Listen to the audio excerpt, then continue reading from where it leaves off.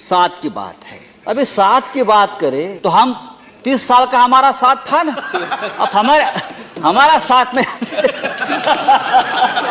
विश्वास की बात करें तो सबसे ज्यादा विश्वासघात हमसे ही हुआ है। 9000 फीट ऊंचाई पर हमारे जवान वहां लद्दाख और सियाचिन में है। ये सीएजी का रिपोर्ट है, ये हमारा रिपोर्ट नहीं है, ये टुकड़े टुकड़े गैंग का रिपोर्ट नहीं है, मैं आपको बताना चाहता हूं। और बजट का सबसे लंबा भाषण देने से अर्थव्यवस्था में तेजी नहीं आएगी, मैं आपको बताना चाहता हूं। लेकिन कानून जो होता है वो जनता को डराने के लिए, उसकी आवाज दबाने के लिए नहीं होता। आप और मेरे साथ आप बात मत करें, आपको बहुत महंगा पड़ेगा। तो बैठे आप और मेरे साथ आप बात मत करें, आपको बहुत महंगा पड़ेगा।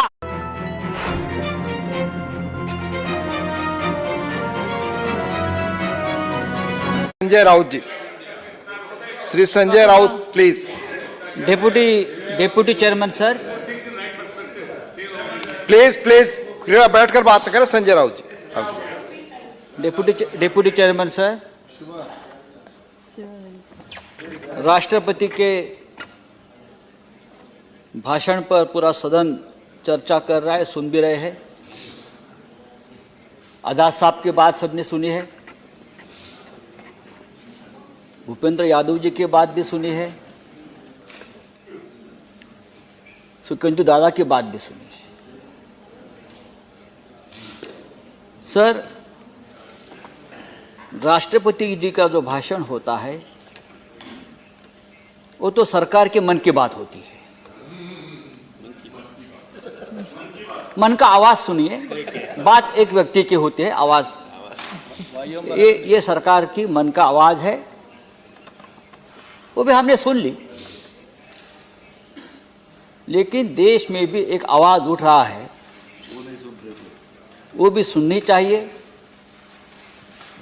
जिस प्रकार का माहौल देश में आज हम देख रहे हैं या बनाया जा रहा है, मुझे लगता है कोई शक्ति है जो देश को फिर एक बार तोड़ना चाहता है, देश की एकता को खतरा पैदा करना चाहता है, नफरत का माहौल पैदा करना चाहता है। टुकड़े टुकड़े गैंग की बात यहां हुई, मैं मानता हूं, हो सकती है। लेकिन अगर सरकार इस टुकड़े टुकड़े गैंग से नफरत करती है, इस प्रकार की कोई बात है, तो जो माहौल बन रहा है वो दुरुस्त करने की भी आपने पहल करनी चाहिए। लोग बैठे हैं, 2-2 महीने से सड़क पर उतरे हैं, किसी भी धर्म के हो, लेकिन देश के नागरिक है, इस देश के नागरिक है, हमारे हैं सब। आप जाइए, उनके साथ बैठिए, उनके मन में जो डर है वो दूर करिए। आप कहते हो सबका साथ, सबका विकास, सबका विश्वास। विकास की बात छोड़ दीजिए, 60 साल में विकास होता है, देश का विकास होता ही रहता है। विश्वास की बात है, साथ की बात है। अभी साथ की बात करें तो हम 30 साल का हमारा साथ था ना, अब हमारा साथ में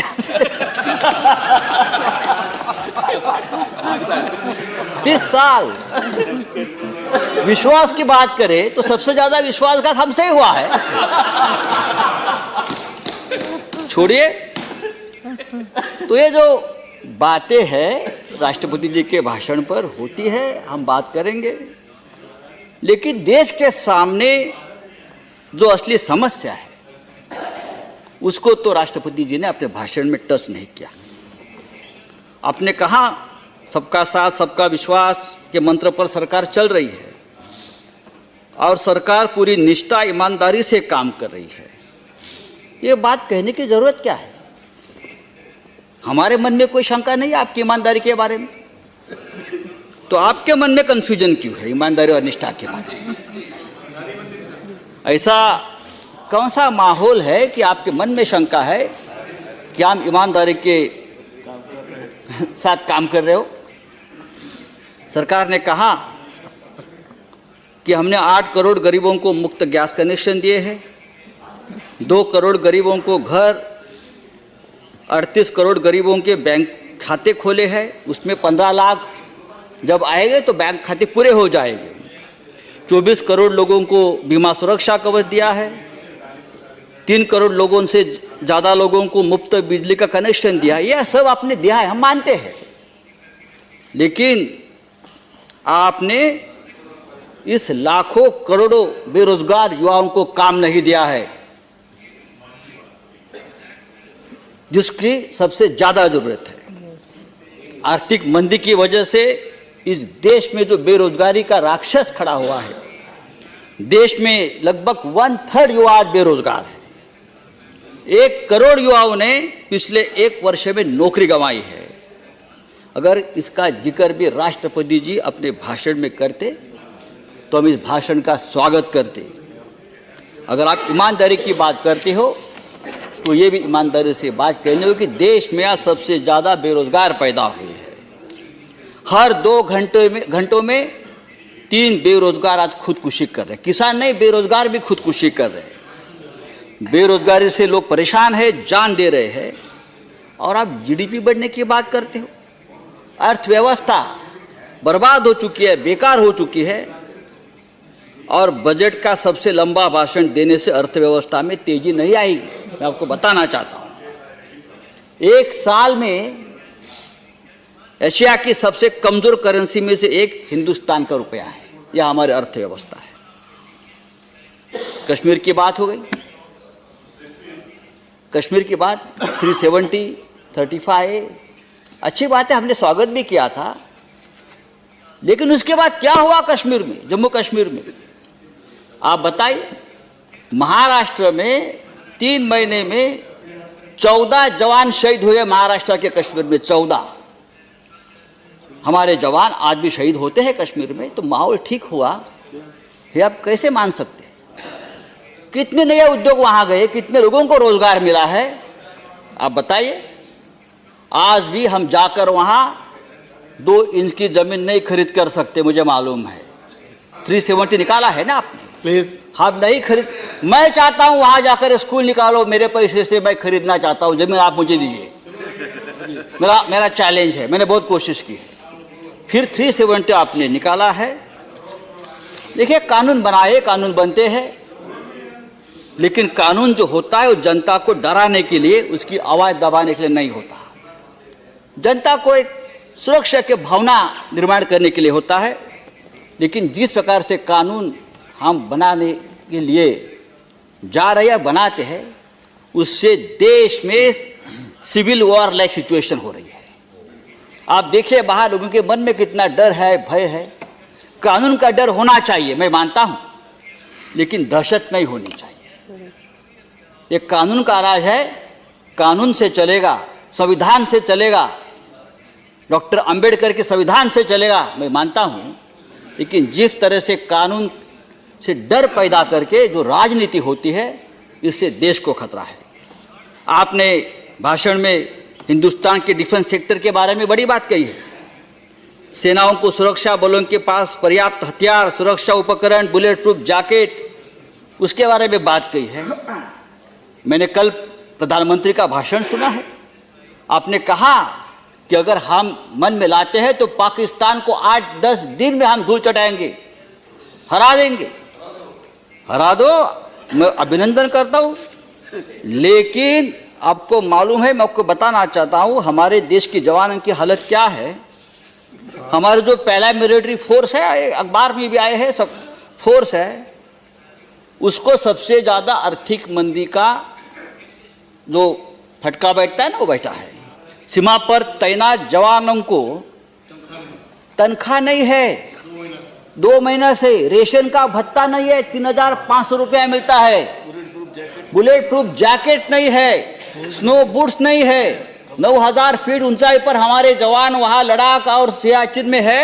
ये सीएजी का रिपोर्ट है, ये हमारा रिपोर्ट नहीं है, ये टुकड़े टुकड़े गैंग का रिपोर्ट नहीं है। मैं आपको बताना चाहता हूं, हाँ, बर्फीले इलाकों में जो तैनात जवान है उसके पास स्नो बूट नहीं है। भाई साहब, स्नो बूट नहीं है तो आप पाकिस्तान को हराने की भाषा करते हो।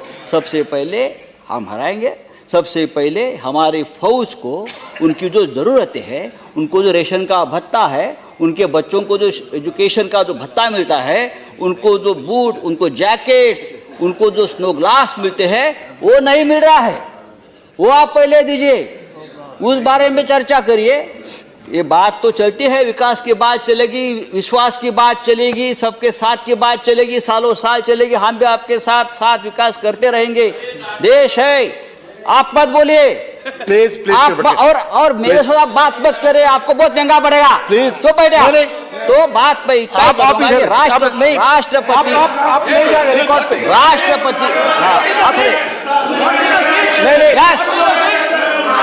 मैं सच बोल रहा हूँ। Nothing is going on record. Nothing is going on record. Nothing is going on record. आप जवाब Nothing will go on record. की मैं बात कर रहा हूँ। आप संजय जी, आप इधर बोले, कोई और बात रिकॉर्ड पे नहीं जाएगी। प्लीज मैं सीएजी रिपोर्ट की बात कर रहा हूँ। राकेश जी आप बैठ जाए कृपया, चेयर से परमिशन नहीं है।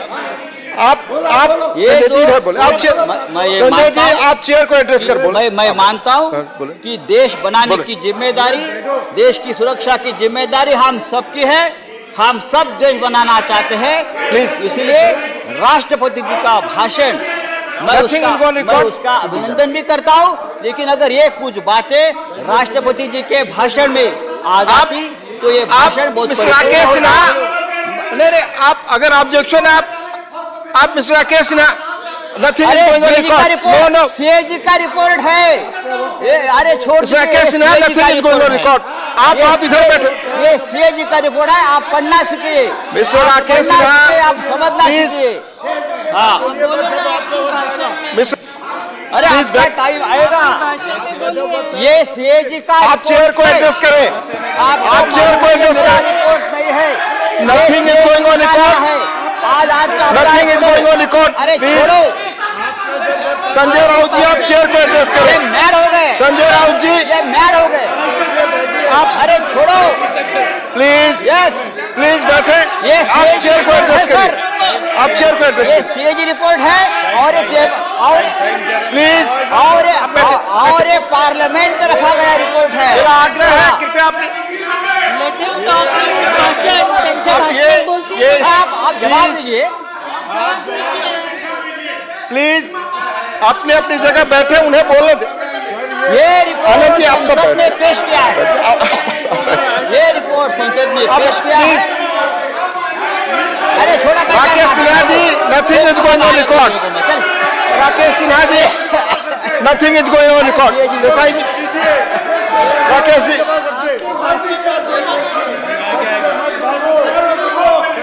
माननीय सदस्यगण, माननीय दिग्विजय सिंह जी, मैं ठीक बात कर रहा हूँ। प्लीज मैं ठीक बात कर रहा हूँ। अपनी जगह ले। राकेश जी आप जगह बैठे प्लीज आप लोग बैठे। मिस्टर अनिल देसाई जी प्लीज बैठे। आप चेयर को एड्रेस करें। अगर कोई आपत्तिजनक चीज है कहा जाएगा, वो एग्जामिन होगा। आप चेयर को एड्रेस। चेयरमैन सर, आपको जो ऑब्जेक्शन है कहेंगे, एग्जामिन होगा। कृपया बैठे, आप अपनी बात। डेप्यूटी चेयरमैन सर, ये सीएजी रिपोर्ट है और ये संसद ने पेश किया है। सिर्फ आपकी बात रिकॉर्ड पे जाए। मैं लेके आया हूँ आप, और संसद रिपोर्ट के आधार पर मैं बोल रहा हूँ। आपकी बात सीएजी रिपोर्ट है।